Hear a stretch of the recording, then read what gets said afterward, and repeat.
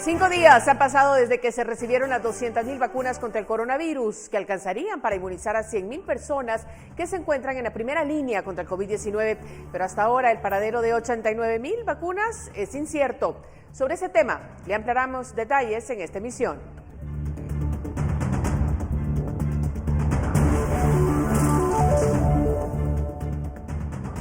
Gracias por estar con nosotros, iniciando la semana, conmemorando el Día de la Mujer, pero sobre todo con el deseo de estar bien informado. Iniciamos.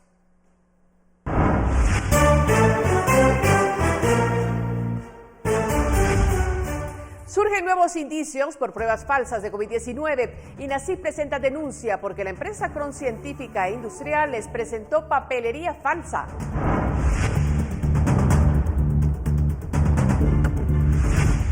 El Ministerio Público recibe un promedio de 175 denuncias al día por delitos contra la mujer. En Quetzaltenango, un hombre fue capturado por matar a su pareja.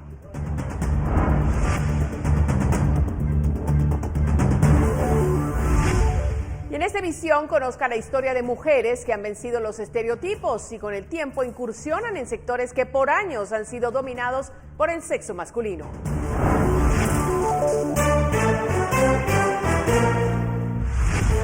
El Ministerio Público confirma que Maynor Moto no goza de antejuicio y tiene vía libre para comenzar la investigación por el caso Libramiento de Chimaltenango.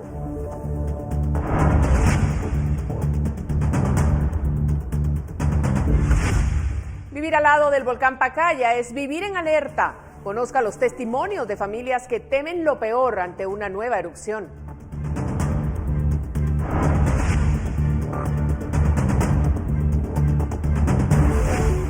El gobierno del presidente Joe Biden anuncia que Estados Unidos otorgará un estatus de protección temporal a cerca de 300.000 venezolanos que están en su territorio.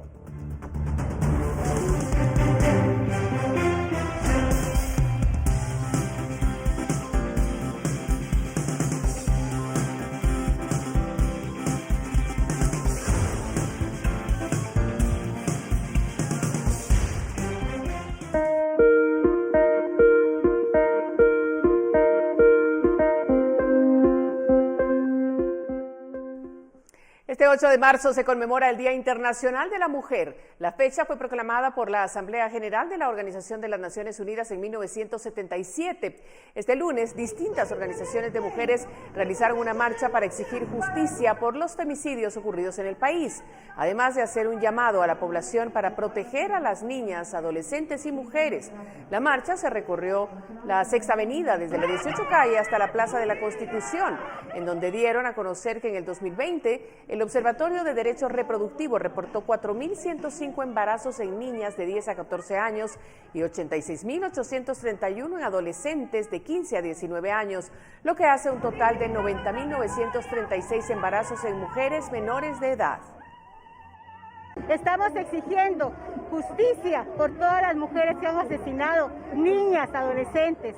Estamos exigiendo que el Estado dé cuentas sobre esta situación de violencia, no solo la violencia laboral, también la violencia laboral, la violencia sexual que a diario se ejerce contra las mujeres.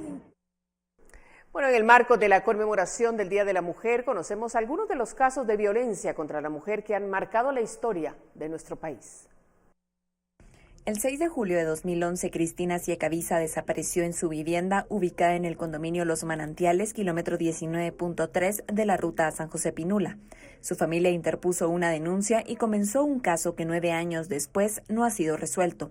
La desaparición se hizo pública el 24 de julio de ese año con una caminata en la avenida Las Américas. En esa primera marcha participó Roberto Barreda, esposo de Ciecaviza y quien después desapareció con sus hijos. Esa acción lo convirtió en el principal sospechoso del caso hasta el jueves 6 de agosto de 2020, cuando falleció por coronavirus. Otro de los casos de femicidio que ha marcado la historia fue el de Litzia Amelia Cordón Guardado, de 20 años, quien fue localizada la mañana del martes 6 de octubre de 2020 en un terreno baldío de la aldea Los Puentes, Teculután, Zacapa. Según se informó, Cordón fue secuestrada el lunes 5 de octubre del mismo año y sus familiares lo denunciaron, por lo que las autoridades colocaron una alerta a Isabel Claudina. La última vez que la vieron fue en el sector de Barranca Seca, Teculután. Cordón era estudiante de trabajo social de de la Universidad Rafael Landívar de Zacapa.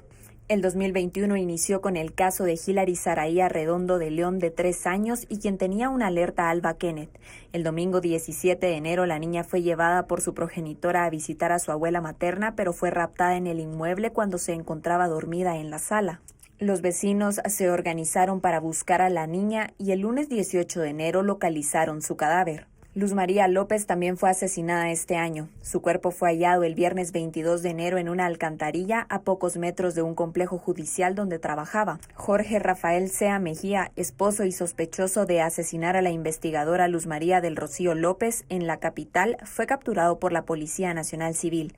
Por último, Sharon Figueroa Arriaza, de 8 años, quien estaba desaparecida desde el martes 9 de febrero, fue localizada sin vida al día siguiente en el sector montañoso conocido como Camalote Melchor de Mencos Petén. La búsqueda de la menor se extendió por varias horas por parte de vecinos y autoridades. Sharon desapareció cuando jugaba con su bicicleta en el patio de su casa en el barrio La Ceibita, Melchor de Mencos. El cadáver fue localizado a 500 metros de una escuela abandonada en el caserío Camalote. Según el Observatorio de las Mujeres del Ministerio Público, 4 alertas Isabel Claudina son activadas al día, y en lo que va del año se han activado 350 alertas, mientras que en 2020, en el mismo periodo de tiempo, se activaron 326. Reportó para Noticiero Guatevisión María Olga Menaldo. Bueno, y para analizar la situación de la mujer en Guatemala, contactamos a Walda Barrios Cle, directora del Programa de Estudios de Género y Feminismo de Flaxo Guatemala, a quien damos la bienvenida. Gracias por estar con nosotros. Muy buenas noches, muchas gracias por la invitación a participar en esta fecha tan especial para nosotras las mujeres.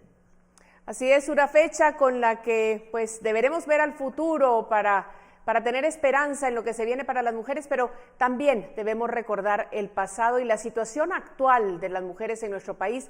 ¿Cómo leen ustedes este momento en Guatemala para la mujer? Es un momento muy crítico.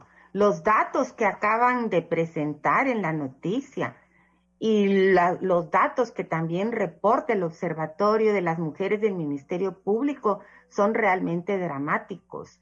En lo que va del año ya llevamos 93 muertes y de cada 10 denuncias que se presentan, 3 son de asesinatos de niñas y mujeres. Entonces, el drama de misoginia que se está viviendo es terrible y sí vemos que la pandemia ha sido un factor detonante.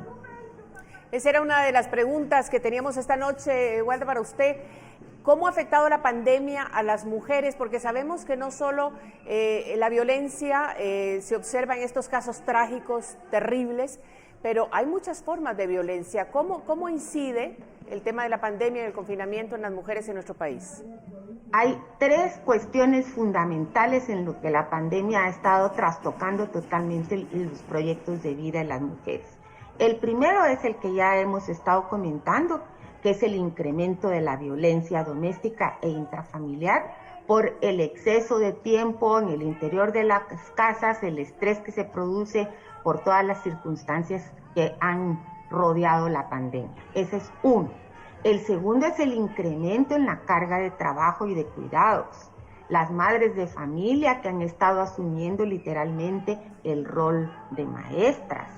Entonces ya tienen que atender el trabajo en teletrabajo, a los hijos por las tareas escolares. Y bueno, es una sobrecarga del trabajo doméstico realmente agotadora. Y el último es la desatención que ha habido a los derechos sexuales y reproductivos. Como todos los esfuerzos del sector salud están encaminados a la pandemia, pues los derechos sexuales y reproductivos se vieron totalmente afectados el año pasado. Y no solo en el caso de Guatemala, en América Latina y en el mundo. Sí, es impresionante la brecha de pobreza y de igualdad que hay a raíz de la pandemia para las mujeres, ha crecido muchísimo. ¿Cuáles son los retos que debemos abordar como nación en este momento para velar por las mujeres de nuestro país? Hay 2 cuestiones. La primera es frenar esta espiral de violencia, en donde sí se está haciendo un gran esfuerzo por parte de las autoridades gubernamentales. Hoy se instaló el MAIMI y en el diario oficial han estado apareciendo una serie de llamados a denunciar y a no permitir la violencia. Pero el otro es el ver la sostenibilidad económica, porque la autonomía económica es el principal espacio para que las mujeres obtengamos libertad, independencia, empoderamiento. Y el empleo doméstico, el empleo en el sector informal de la economía y los trabajos que realizaban tradicionalmente las mujeres fueron unos de los más golpeados por la pandemia. Entonces tiene que hacerse una reactivación económica con perspectiva para las mujeres. Y una propuesta es la ley DEM, o sea, la Ley para el Desarrollo Económico de las Mujeres, que se presentó el miércoles recién pasado ante la Comisión de la Mujer del Congreso, y es una iniciativa que ha estado frenada por una serie de malos entendidos, pero se han atendido las observaciones y esa sería una opción. Entonces los dos retos fundamentales es frenar la violencia, frenar la misoginia, pero también dar oportunidades de empleo para las mujeres para que tengamos autonomía económica y salgamos del trabajo precario y de cuidado. Definitivamente son muchos los temas que convergen en esta situación y esperamos que no solo el 8 de marzo recordemos a las mujeres, todos los días es importante velar por las oportunidades que deben de tener. Gracias a Walda Barrios Clec, directora del Programa de Estudios de Género y Feminismos de Flaxo Guatemala, por estar con nosotros esta noche. Gracias a ustedes, mucho gusto. Así es, bueno, un tema que hay que hablarlo y hay que exponerlo porque es importante que toda la sociedad lo conozca, precisamente con el objetivo de poder erradicar la violencia contra la mujer. Este día el presidente de nuestro país presentó una iniciativa. Veamos de qué se trata. El presidente Alejandro Yamatei participó en el acto de inauguración del MAIMI, que involucra a 16 entidades estatales que velarán por darle a las mujeres justicia pronta y cumplida, una herramienta para romper círculos de violencia. El Ministerio Público ha señalado que en promedio recibe 176 denuncias diarias enmarcadas en delitos contra la mujer. En ese contexto, desde el Gobierno Central, estamos comprometidos con cada una de ustedes a construir un futuro más prometedor, sin violencia, sin discriminación, un futuro con oportunidades para todas.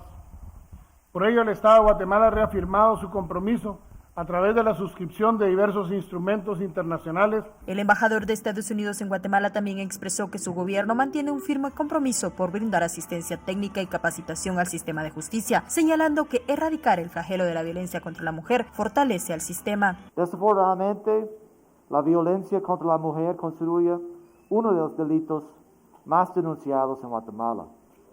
La violencia contra las mujeres, niñas y adolescentes, además de ser un atropello de sus derechos humanos, representa obstáculos para la salud pública y una barrera para la participación cívica, social, política y económica. De los presentes que brindó un discurso también estuvo el embajador de España, que fue el único que recordó y pidió se conmemorara a las 41 niñas fallecidas el 8 de marzo de 2017 en el Hogar Seguro, donde destacó que la única forma de abordar este tipo de vejámenes es la educación y el fortalecimiento de la justicia. El MAIMI funcionará 24 horas al día y está ubicado en la 11 Avenida A 11-47 de la zona 7 en la colonia La Verbena. Con imágenes de Byron García, reportó Andrea Domínguez.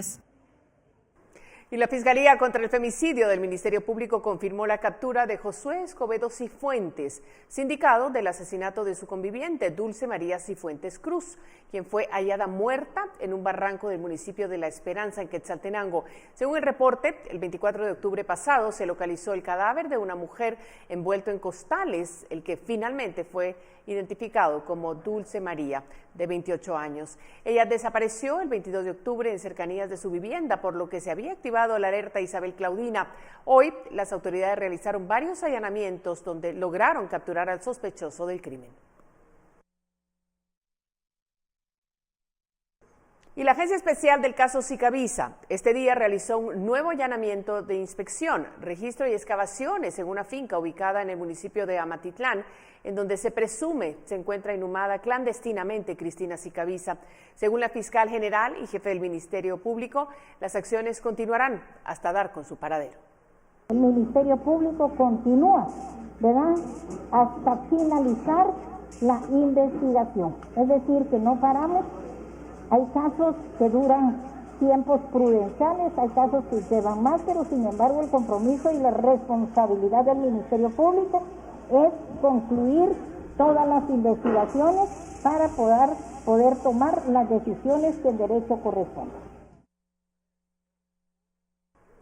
Y el 8 de marzo del 2017 se registró un incendio en el Hogar Seguro Virgen de la Asunción a cargo de la Secretaría de Bienestar Social, luego de que 56 menores fueron castigadas por intentar escapar la noche anterior.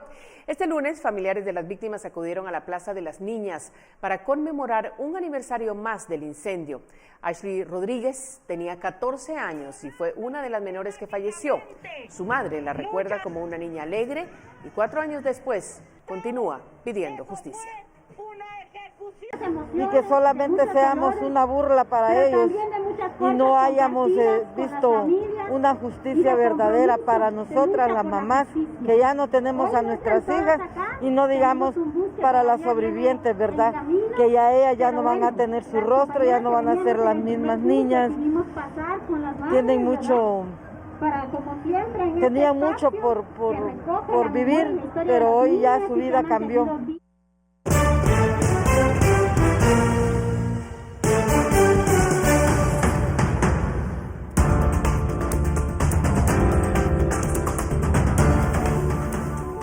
¿Cuántas mujeres son congresistas? Hablamos con parlamentarias sobre las oportunidades de ocupar puestos de decisión. Regresamos.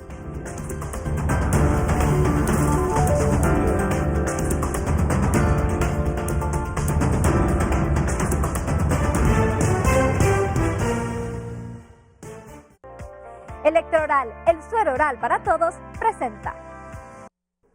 En el Congreso de la República se conmemoró el 8 de marzo, el Día Internacional de la Mujer. Sin embargo, el papel de ellas dentro del legislativo sigue siendo minoritario y la paridad se representa aún como algo lejano. No se puede hablar de participación política cuando vemos que no estamos en los espacios de toma de decisión. Las mujeres no tenemos capacidad de decidir dentro de las juntas directivas, somos muy pocas las mujeres que estamos a la cabeza de las bancadas. Llega el 8 de marzo y el reclamo por la paridad es algo que también llega aquí al Congreso de la República, sobre todo si tomamos en cuenta que tan solo el 19% de los diputados son mujeres y que de los jefes de bloque tan solo un 10% pertenecen al colectivo de las mujeres. El dato está ahí, de 160 diputados que se sientan en el hemiciclo, 31 son mujeres. Una cifra que se mantuvo a pesar de las 2 notas lamentables de la legislatura. Adela Camacho de Torreviarte, a su deceso, fue sustituida por José Alberto Rivera Nájera. Pero antes, tras la muerte de Gabriela Heredia, fue Jennifer Gabriela Guerra quien se incorporó a las filas de la Unidad Nacional de la Esperanza. Más cifras. De 36 comisiones ordinarias que hay, tan solo 7 están presididas por mujeres. Se mantiene la proporción del 19%. Sin embargo, el peso político se queda chico. Cada vez se denota más la necesidad de tener a las mujeres en el Congreso de la República representando a Guatemala, de representar dignamente y de forma real, como somos las mujeres guatemaltecas, auténticas. Las mujeres cada vez estamos más fortalecidas en este Congreso, trabajando en conjunto. Se ha integrado el Foro Parlamentario de la Mujer y pues definitivamente yo creo que la participación de la mujer es bien importante.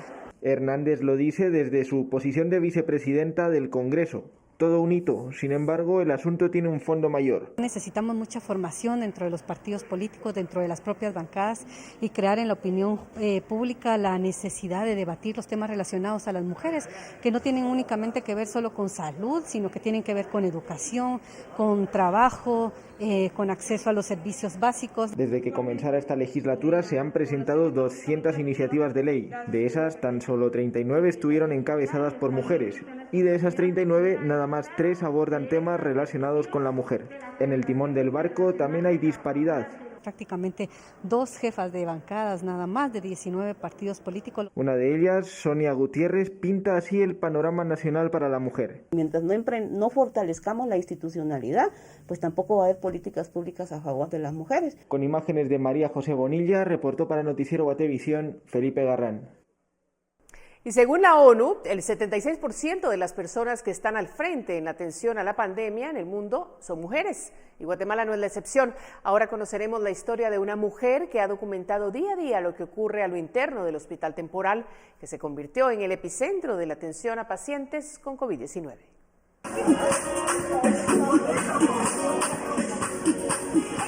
Edna Marroquín, de 55 años, originaria de Chiquimula, es maestra de párvulos y licenciada en Ciencias de la Comunicación, pero también tiene estudios en primeros auxilios, algo que le abrió las puertas del Hospital Temporal del Parque de la Industria, cuando casi nadie se animaba a estar al frente de la pandemia. Y ahí empiezo a ayudar, a arreglar camas, a ver poner rótulos, a señalizar los protocolos para dónde la gente tenía que ponerse, porque era algo desconocido, algo que no sabíamos, a qué nos enfrentábamos. Marroquín es parte de las 337 mujeres que laboran en ese hospital y es de las pocas que entra directamente a las áreas COVID-19 a documentar, eso sí, con un entusiasmo y amor a su labor que la caracteriza, además de ser uno de los contactos entre el paciente y los familiares. Lo más impactante para mí era ver tanta pérdida humana, ver tanta gente, tanta familia desesperada por no saber de sus familiares, por no tener ese contacto que uno quiere tener con un enfermo. Y fue donde ahí dije, mi profesión, tengo que primero entender, hablar el lenguaje técnico, ese lenguaje técnico de médico, para poder trasladarle a la población lo que estaba sucediendo, que nos cuidáramos, que nos protegiéramos, que esto no era broma.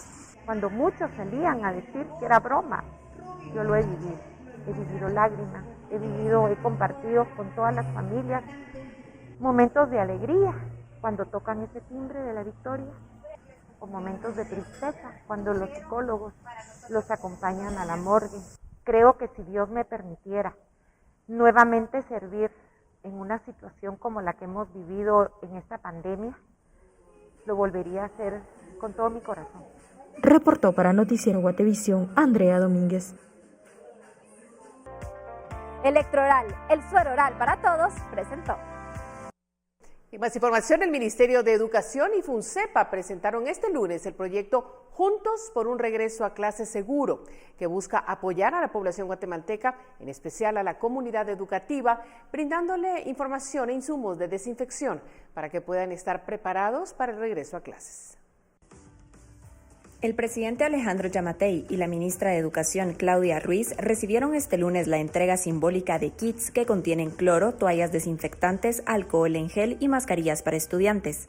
Los kits también contienen material educativo para la prevención y cuidado de la salud como parte de la iniciativa Juntos por un Regreso a Clases Seguro. En un comunicado, el Ministerio de Educación informó que integró una alianza con la Fundación Sergio Pais Andrade y Magia Blanca, con el fin de presentar la iniciativa Juntos por un Regreso a Clases Seguro.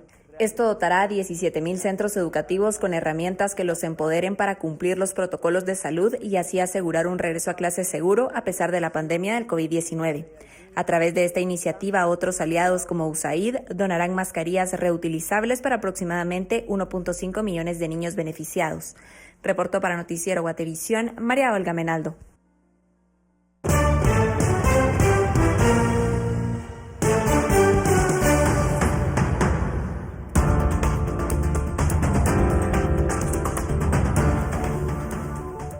¿Recuerda el caso de pruebas de COVID-19 falsas? Hay novedades y nuevos indicios que han llegado a las denuncias. Justo después de la pausa volvemos con el tema.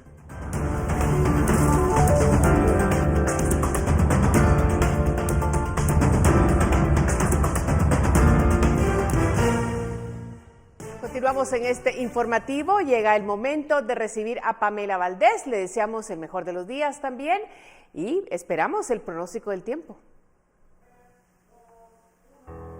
¿Qué tal están? Qué gusto acompañarles. Es momento de compartir el pronóstico del clima de mañana para que ustedes en casa lo puedan tomar en consideración y esperamos probabilidad de alguna actividad eléctrica en horas de la tarde y o noche para el oriente, pocas nubes para la costa sur. Y en la meseta central, incluida la ciudad capital, esperamos condiciones de pocas nubes y cielos parcialmente nublados o cielos parcialmente soleados para el occidente de nuestro país en la mayor parte del periodo.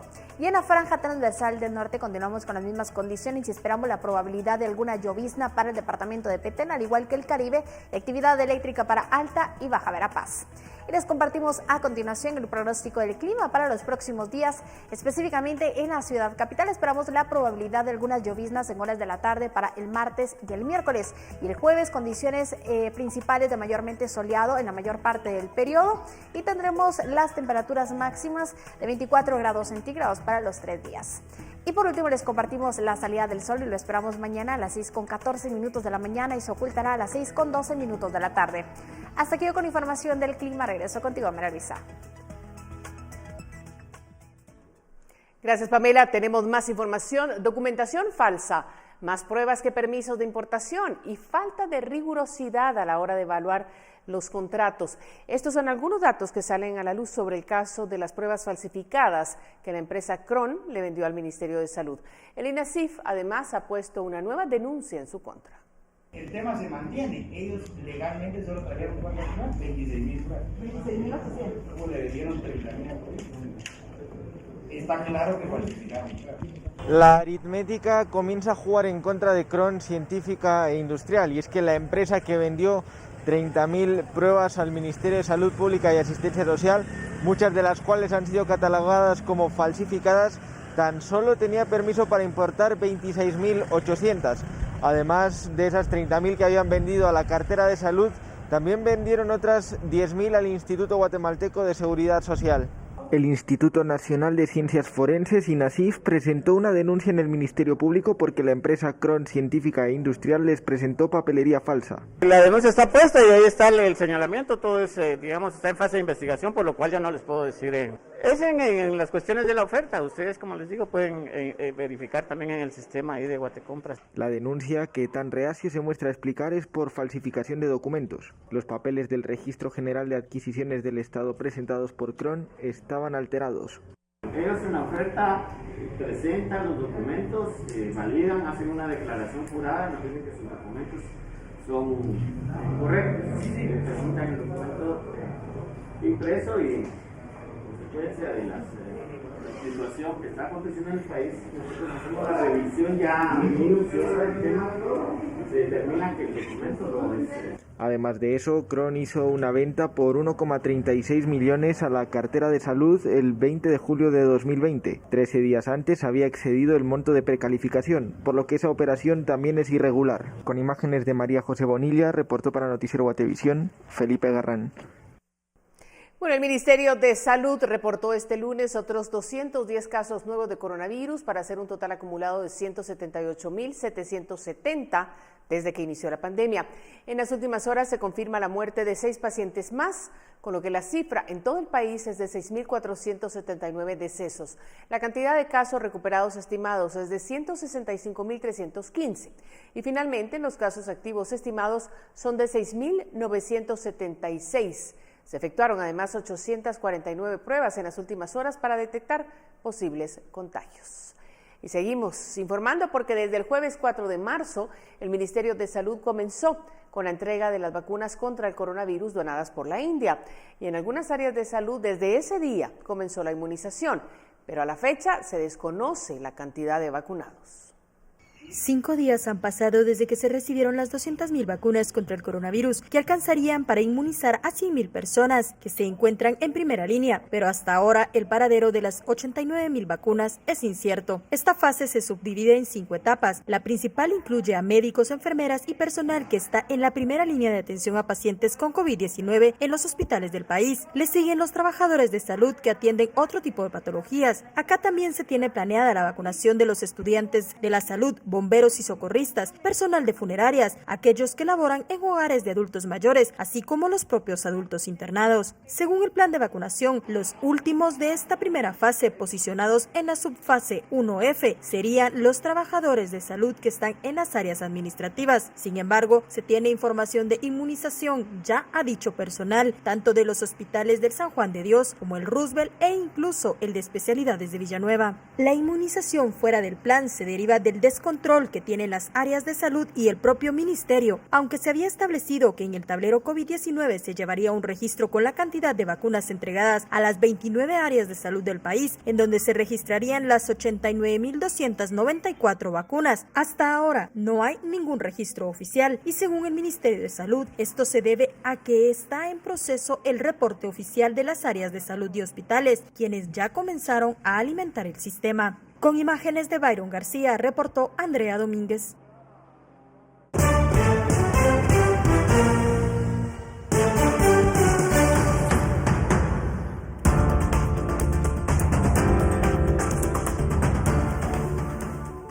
¿Tiene inmunidad Maynor Motto? La Corte Suprema de Justicia aclara la situación de quien fuera juez en temas penales. Volvemos en breve.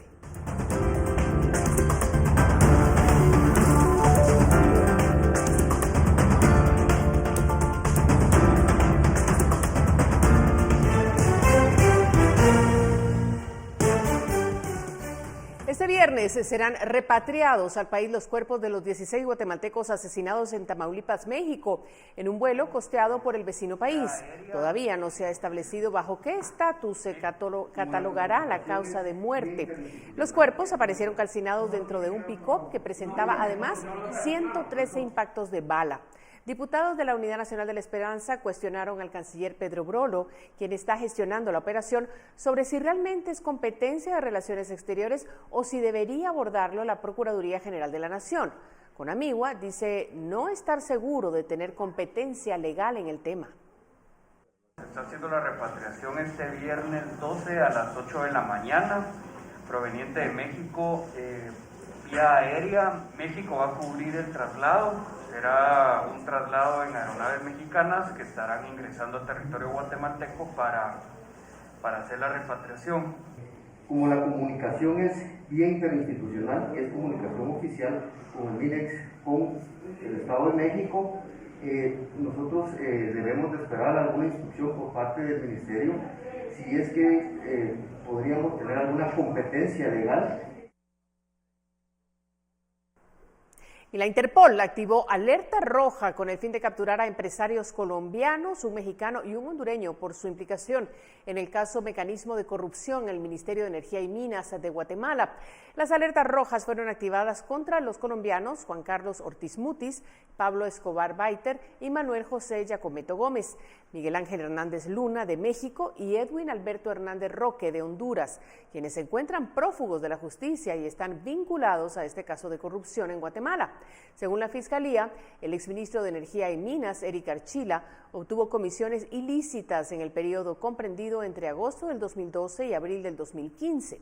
Los sobornos emitidos por estas entidades suman 75.7 millones de quetzales y $477,000.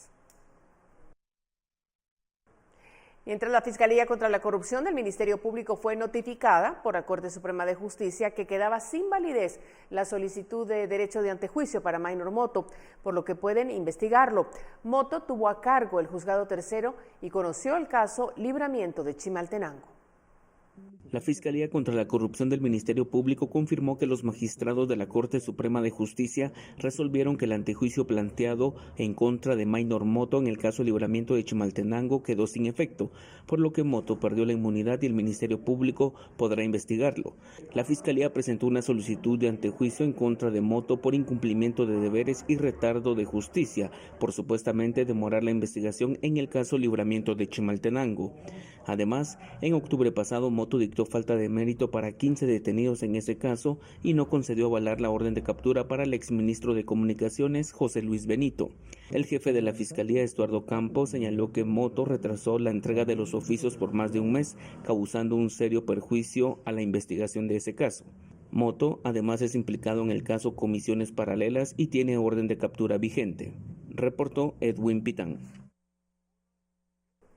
El Ministerio Público entregó al Tribunal Quinto de Sentencia Penal las pruebas del gobierno estadounidense por las que solicitó la extradición del ciudadano panameño Luis Enrique Martinelli. La petición de la extradición fue expuesta junto a las pruebas entregadas al tribunal. Los abogados defensores dijeron no avalar la audiencia y solicitaron la nulidad.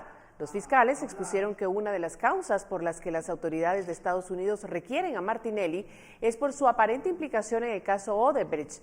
Luis Enrique Martinelli fue detenido el 6 de julio del 2020 junto a su hermano Ricardo Alberto y son señalados de lavado de dinero.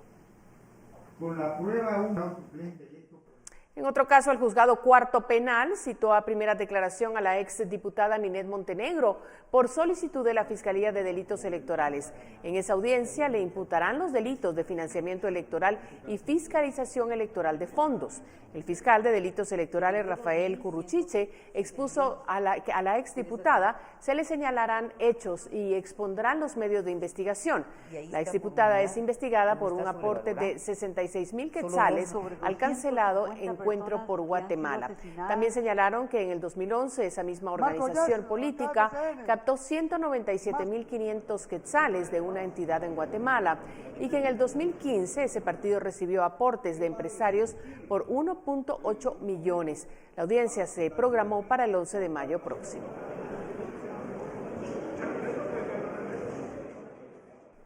Y este lunes la jueza de mayor riesgo D, Erika Aifán, tuvo un día peculiar en el que fue escuchada por la primera dama de Estados Unidos, Jill Biden, y otras autoridades del gobierno estadounidense, luego de recibir el premio Mujer Coraje, con el que también fueron reconocidas otras 14 mujeres de distintos países.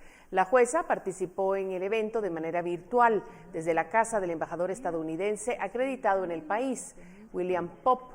Estados Unidos reconoció el trabajo de 15 mujeres de Guatemala, Colombia, España, Venezuela y Afganistán por su lucha. Biden garantizó que la nueva administración estará del lado de las niñas y mujeres de todo el mundo para defenderlas, en contraste con la política del gobierno de Donald Trump, en el que dijo los derechos humanos pasaron a un segundo plano a favor de los intereses políticos. En este momento, con el reconocimiento que me otorga el Departamento de Estado de los Estados Unidos de América, indican que pues puedo ser un ícono de esa independencia, de esa transparencia. Lo que pienso es que puedo ser la voz de muchas mujeres, adolescentes y niñas necesitadas de justicia en este país y de muchas juezas guatemaltecas que están sufriendo, pasando por los riesgos, por las vulneraciones que quizás en algún momento me ha tocado vivir. Y este día terminaron las entrevistas para aspirantes a magistrados de la Corte de Constitucionalidad por el organismo judicial. Este lunes concluyeron las entrevistas efectuadas a los postulantes a magistrados titular y suplente a la Corte de Constitucionalidad por el organismo judicial. En total, los magistrados de la Corte Suprema de Justicia entrevistaron a 13 aspirantes. Las exposiciones se realizaron el viernes pasado y terminaron este lunes. Los magistrados les otorgaron 15 minutos para exponer su historial y propuestas. En esta última fase de entrevistas, el postulante William Gilberto Bobadilla criticó: urge un cambio en la Corte de Constitucionalidad. Muchas de las resoluciones recientes han dañado a la propia institución, han dañado al orden constitucional y han dañado a la sociedad. Lo dice Transparencia Internacional y el ejemplo más claro son los autoamparos porque lesiona el derecho. Héctor Hugo Pérez Aguilera señaló que la Corte de Constitucionalidad es la defensora de todo y debe de actuar de manera imparcial e independiente, evitando cualquier sesgo de tipo político, partidista o de otra índole. Mientras tanto, la jueza Irma Yanet Valdés Roda se postula al Tribunal Constitucional y expuso: nuestro sistema es criticado, las personas quieren ver un sistema independiente con jueces valerosos que se atrevan a hacer un cambio, con jueces que no cedan ni a la presión mediática ni a la influencia interna y externa. Se tiene previsto que el próximo miércoles los magistrados de la Corte Suprema de Justicia sesionen y elijan al magistrado titular y suplente para la Corte de Constitucionalidad. Reportó Edwin Pitán. Mire, el Comité de Unidad Campesina y otras organizaciones que forman parte de la Asamblea Social y Popular han anunciado que llevarán manifestaciones pacíficas el martes 9, miércoles 10 y jueves 11 de marzo de 6 de la mañana a 6 de la tarde. Los protestantes llegarán frente a la Corte de Constitucionalidad, frente a la Corte Suprema de Justicia, también en el Congreso de la República y a Casa Presidencial. Han indicado que estas manifestaciones las harán por la defensa y el respeto de los derechos constitucionales. Nos movilizamos preocupados y preocupadas porque la corrupción y la impunidad afecta a la ciudadanía en general y garantiza impunidad para diputados, jueces, políticos y empresarios que se roban el dinero del pueblo. Lo que está sucediendo hoy con la justicia afecta no solo este año, sino que cambia la situación de por lo menos los próximos 20 años.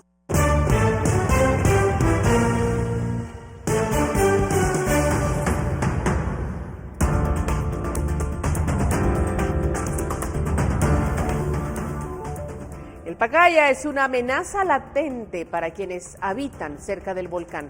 Volvemos con los testimonios, además otros temas, luego de esta nueva pausa.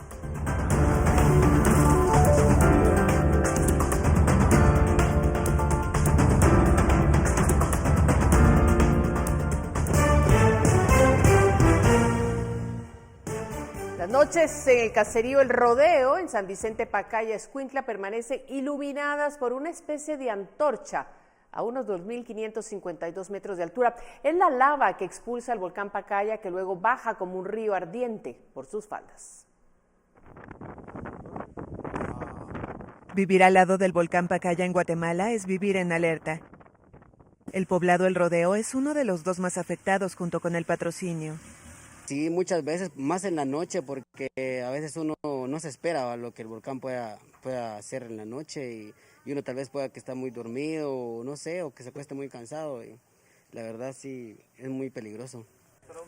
El Pacaya humea permanentemente y es uno de los más activos de la treintena de volcanes que existen en Guatemala como parte del arco volcánico centroamericano, que integra el Cinturón de Fuego del Pacífico. De vez en cuando se escuchan explosiones que estremecen las casas de los habitantes de esta aldea. Una tenue lluvia de cenizas cae con frecuencia y cubre calles, autos y a las personas. Por las noches, el poblado parece iluminado por la lava que expulsa el volcán para luego bajar como un río ardiente por sus faldas. Hemos tenido monitoreo en los últimos 3 meses, el volcán ha demostrado incrementos bastante altos. Sin embargo, hoy hubo una explosión bastante fuerte en horas del mediodía y por esa razón fue que cayó al filo de mediodía por una duración de unos 5 o 8 minutos, un poco de material, arena fina, entre fina, un poquito gruesa, ¿no?, en algunas partes. Por el momento no se han realizado evacuaciones, pero tienen listos varios salones comunales para albergar gente si es necesario. La expulsión de ceniza también daña los cultivos de aguacate y café, principal actividad económica en la zona. En que hay muchas personas de que se asustan, pero ya nosotros ya estamos acostumbrados a la vida que tenemos, ¿verdad? Porque es parte de lo que es la naturaleza, ¿verdad?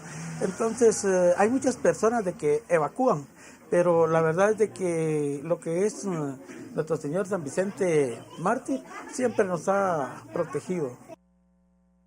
Sin embargo, Víctor recuerda que el 27 de mayo del 2010, el Pacaya registró una potente erupción que causó la muerte de un periodista de televisión mientras cubría la noticia. Además, provocó daños en cultivos.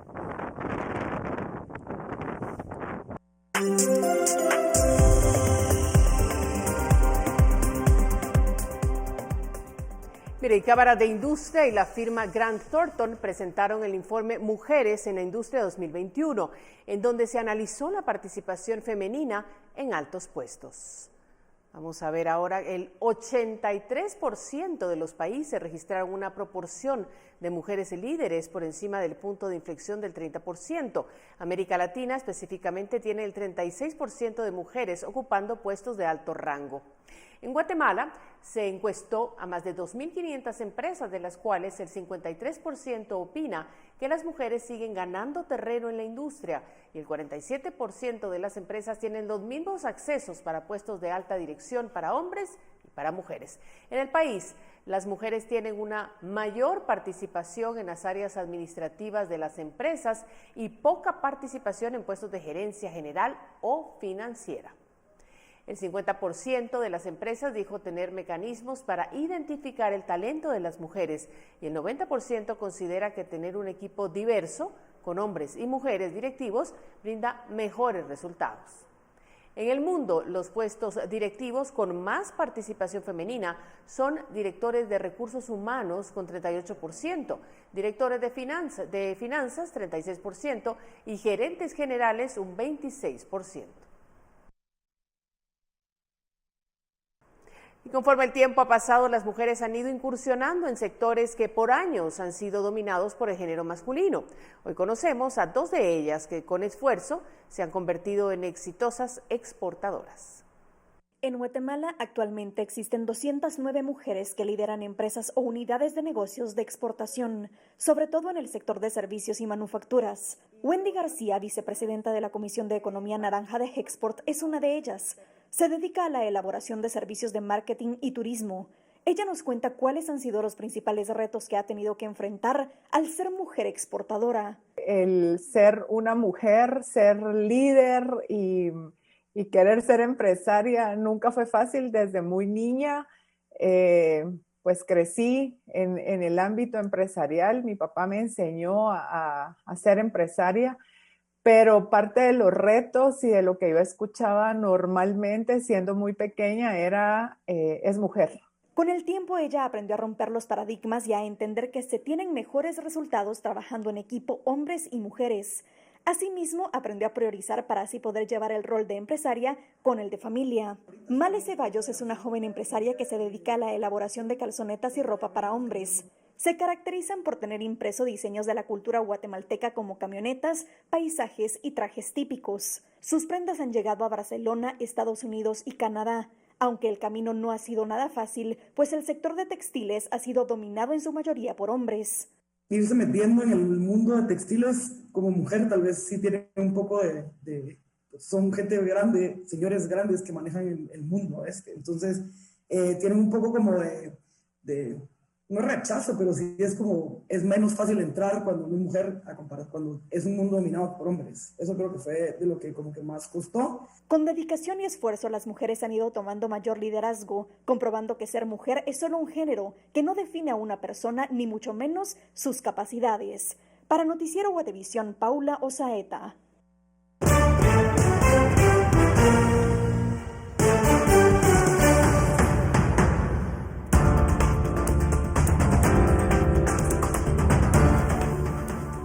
Hay nuevos lineamientos para actividades y reuniones de personas que han recibido la vacuna contra el COVID-19. Esto y más en breve.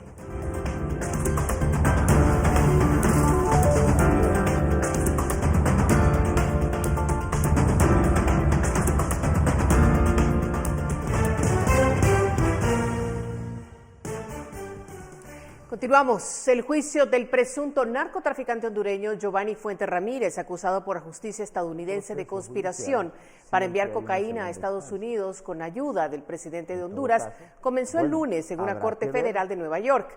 El juicio puede tener implicaciones para el presidente hondureño Juan Orlando Hernández, que es señalado por fiscales estadounidenses a cargo del caso como co-conspirador de Fuentes en el envío de toneladas de droga a Estados Unidos, pero no ha sido inculpado ante la justicia. O a las instituciones que los perseguimos. Y el gobierno de Joe Biden anunció este lunes que Estados Unidos otorgará un estatus de protección temporal a aproximadamente 300,000 venezolanos que están en su territorio, medida que impide su deportación y les permite trabajar. Un alto cargo del gobierno estadounidense informó a periodistas bajo condición de anonimato que este decreto estará vigente por 18 meses debido a las extraordinarias circunstancias temporales que hay en Venezuela, cumpliendo con una promesa de campaña hecha por Biden. En el anuncio, el gobierno de Biden recalcó que este estatus es exclusivo para personas ya presentes en el territorio estadounidense. Y siempre en Estados Unidos, los Centros para el Control y Prevención de Enfermedades anunciaron las recomendaciones para la reanudación de algunas actividades para la población vacunada contra el COVID-19. Estos lineamientos se publican luego de que se superara la barrera de más de 2 millones de personas inmunizadas al día en ese país. Este lunes, los Centros para el Control y Prevención de Enfermedades anunciaron las recomendaciones para la reanudación de actividades con menos restricciones para la población vacunada en Estados Unidos. Se trata de un paso adelante en el camino al encuentro de la normalidad, trayecto en el que aún, según los expertos, restan muchos avances. Los datos sólidos de los ensayos clínicos demuestran que las vacunas actuales de COVID-19 son muy eficaces para proteger a las personas vacunadas contra enfermedades graves, hospitalizaciones o muerte por COVID-19. Sin embargo, todavía existe un pequeño riesgo de que las personas vacunadas se infecten con una enfermedad leve o asintomática y potencialmente incluso transmitan el virus a otras personas que no estén vacunadas. De hecho, la doctora Walensky indicó que el entendimiento de la correlación entre el riesgo de contagio tanto en personas vacunadas como en las que aún no lo están es un área de investigación en curso. Para el equipo de respuesta especial contra COVID-19 de la Casa Blanca, se devela un escenario con menos dificultades mientras la vacunación masiva se cumple. Se ha superado el promedio de más de 2 millones de personas inmunizadas al día en la nación. Hemos pasado por muchas cosas el año pasado y con más y más personas vacunándose cada día estamos comenzando a doblar una esquina. A medida que se vacunan más estadounidenses, un creciente cuerpo de evidencia ahora nos dice que hay algunas actividades que las personas completamente vacunadas pueden reanudar con un bajo riesgo para sí mismas. Una de las recomendaciones más alentadoras presentadas este lunes es que las personas vacunadas se pueden reunir en espacios cerrados sin el uso de mascarillas. José Pernalete, Voz de América, Miami. Y así llegamos al final. Gracias por su atención. Mañana regresamos con más información. Y ahora le dejamos con estas imágenes porque con ayuda de un dron, un fotógrafo estadounidense captó una impresionante acumulación de decenas de tiburones punta negra frente a la costa de Florida en Estados Unidos. En el video, publicado en la cuenta de Facebook del fotógrafo, se aprecia cómo algunos de los depredadores saltan fuera del agua y hacen piruetas.